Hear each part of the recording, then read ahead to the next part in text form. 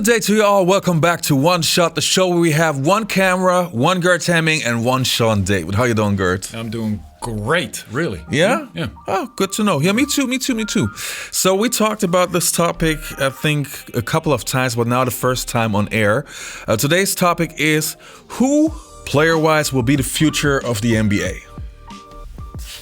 You want to go first? We can only pick one player, I suppose. Or can we pick a group of players? As the Group of future? players. Group of players? Yes. Okay. And let's after that pick... the one. The chosen one? The chosen one, yeah. The chosen one, okay. Look, I think we both will agree immediately on Giannis and Luka. Yes. Okay, Giannis and Luka.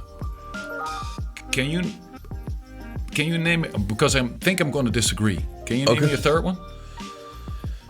Yeah, people say Zion, but I'm not there. No, I'm not there either. So we agree on this. So we agree on this. The show? Yeah, no. Thank you for watching.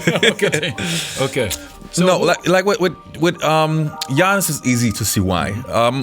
He's already an MVP at that young age, and he's getting better and better and better. Double MVP. Yes, and it doesn't look like he's done yet. There's like no roof to his skills. With Luka, I think we've never seen a rookie putting up those numbers right away and averaging 30 points in the second season, which is incredible. If you would have asked me a couple of years ago, I would have thought that Kristaps Porzingis also would be in that kind of category, but with him, he's not improving. Well, he's still, he was titled a unicorn back in the day, and he's still unicorn-ish to me. I mean, the size and skill set fits the current modern NBA perfectly, but you are not going to have two future NBAs. Yeah, that's what we're discussing on the same team. So Luka is better and better suited for this modern sort of NBA. So that's why Porzingis is probably not in the conversation. I want to throw in Morant though. Oh, okay. Why? I mean, first of all, let me start by saying that I like his attitude. He's all about winning and fighting, and he takes almost and to a high degree every possession seriously. And that's also his youthfulness and his aggressiveness. And but I don't see that slowing down. I think that's a character trait as opposed to him being, just in the NBA for a short time. So I want to throw him in the mix, and then we have three guys. You want to add somebody? Yeah, I want. Let's first. Okay. I want to create a little friction. Why don't you think Zion belongs on here? He, in my opinion, relies too much on his athletic ability. And Giannis? The total package. Every year when he comes back, he added something to his game. Like we discussed that he's not a good shooter. His 3-point shot is decent now. You could see that he really worked on that. And I think even if Giannis would be shorter, he still would beat that dominance. I really feel so. He's a phenomenon. He, to me, is a unicorn. He really is a unicorn. Okay. I love Giannis. Yes. Character-wise, personality-wise, and player-wise. But I think he has his limitations, which was shown first in the World Championships, yes. I believe, when he played for Greece, and now, again in the playoffs somewhat. Yeah, he is the very, very best player, and deservedly so, the MVP in the regular season. Yeah, when teams focus in and play back to back to back to back on how to stop him, the Bucks does. I'm assuming he will retain. The Bucks will retain him as a player. Yeah, the Bucks will need to put pieces around him that are. Yeah, I was about to say all the other guys have like one superstar next to them. Giannis doesn't have that, and still he's that good with his team. Yes, and that's what exposes the Bucks a little bit in the playoffs. Yes, when he can focus. Okay. Luka is different. Yes. His game will be equally effective in the playoffs as it is in the regular season. And game in, game out. It doesn't matter what the circumstances of the game are. The modern basketball game with the open court and him being physically, not athletically, but physically dominant, size-wise and skill-wise over opposing guards, will function in regular season and the playoffs alike.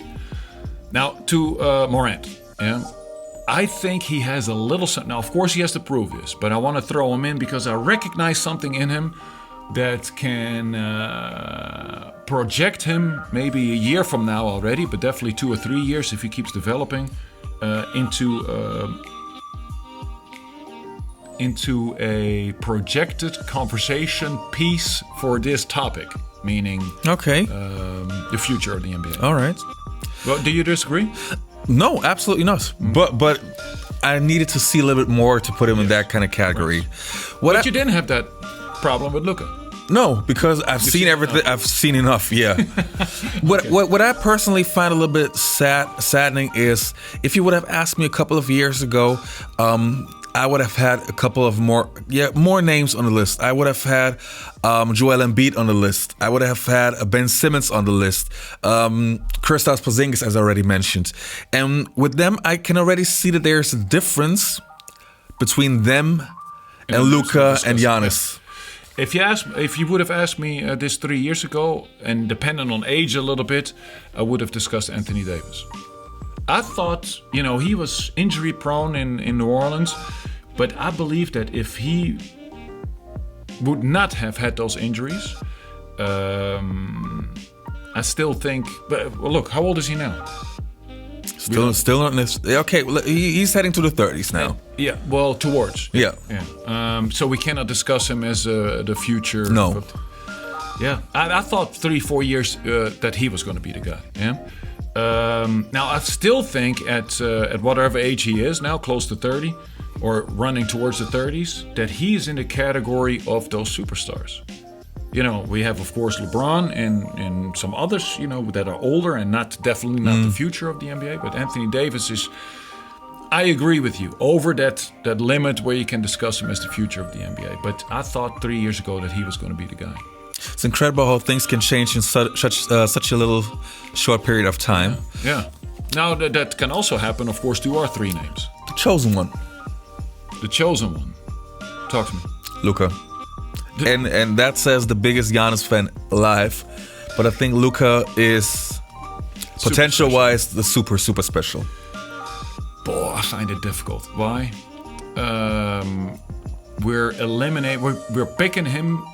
We're then picking him over a proven 2-time MVP that's still super young. Yeah. Who you got? I'll go with Giannis. How long we're going to do the show? 5-10 years? Yeah. We got to look. We got to take a look at this episode in a few years. Yeah. I go with Giannis, merely because of the reason you eliminated some others from not enough, data to go by. And I love Luka, but Giannis is a proven thing and a proven factor, and definitely during the regular season, and he's going to solve this thing for the playoffs. All right, you guys, your turn. Please post it underneath the comments who you think will be the future of the NBA, and I guess we'll see you next time on One Shot.